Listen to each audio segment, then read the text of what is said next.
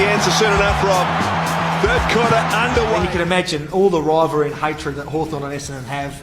It's a massive game, round 22, winner plays final. There's 77,000 at the G on a Saturday afternoon. We were the favourites. They had no Franklin, Roughhead. We had a fair few injuries at the time, and just had to win, because we wanted to continue our season. Same with Essendon. You just knew that the game was going to lift, 5 or 10% when you're going out from a physical point of view. Hawthorn hate Essendon, and Essendon hate Hawthorn. Oh, there's hatred there purely because of the history. It stems back to the 80s, in my opinion, those big grand finals. There's a box on, we tip that out there on the wing position, but we'll go back with the plays. Oh, the fight's more interesting than the play, still going on. Players are going over left and right out there. The line in the sand game in 2004. It is on everywhere, and here, boys, spot fires all over the place. And Vandenberg letting lefts and rights go on the you can't do that. And I guess tradition just gets passed on. Yeah, we've been verbally sort of giving it to the Essendon players and Lloydie. We were a much better side for the first half, and Lloydie came out after half time, and being the captain was going to make a stand. I was suffering an injury and had about 4 possessions to half time. Matty Lloyd gave us a big spray.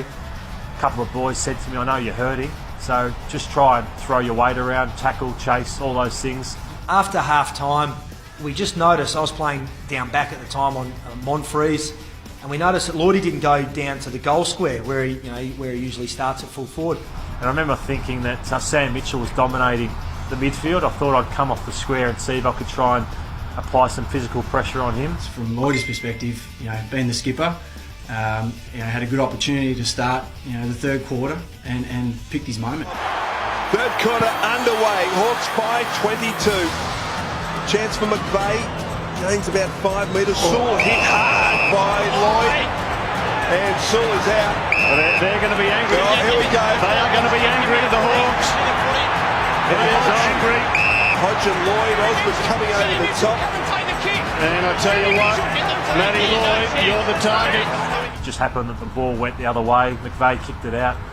And I just saw the ball bubble between Brad Sewell and I knew I couldn't hit him in the face because I knew I'd be suspended, but I wanted to take him hard down the middle, and obviously my shoulder made a strong connection with his cheekbone, and I had a quick moment to look, and he was in a pretty serious manner. I could see his fingers were doing the symptoms of a badly concussed person.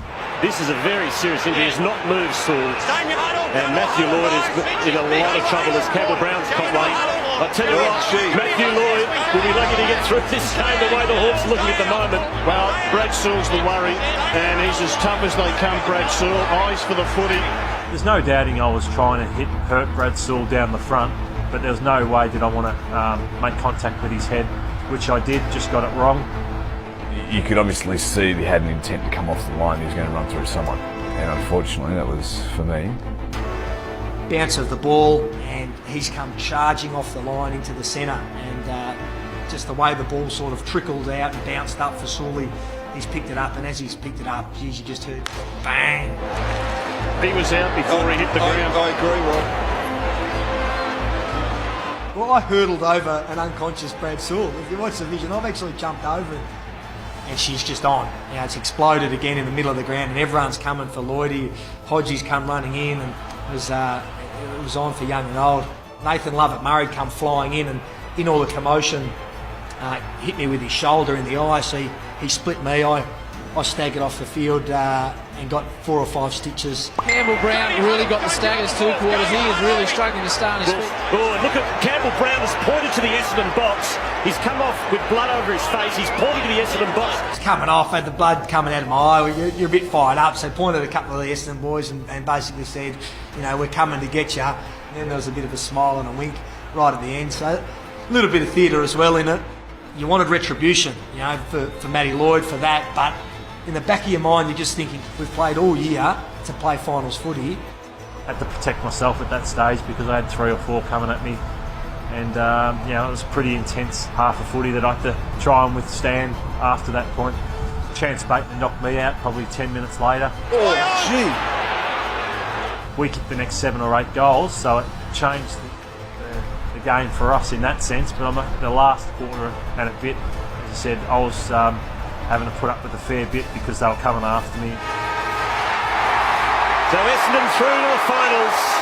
as we're walking down the race, you just see Mark Evans having to hold back Clarko because he's seen Matty Lloyd and he wanted a piece of him as well. So the emotions were running hot. I didn't leave the room for about another hour after the game until everyone dispersed, and obviously had to be escorted to my car. At the moment, you could probably look at it that it was a selfless act, knowing that maybe the club will go on and playing final series and he may not be involved purely because of that incident. But I don't think that intentionally was running through Matt's head. And I regret the injuries that happened to Brad, and I apologised to him on the phone a couple of after the game, and then a phone call the next day. But in terms of, that's just sometimes you live and die by decisions you make, and I just, it was a poorly executed bump.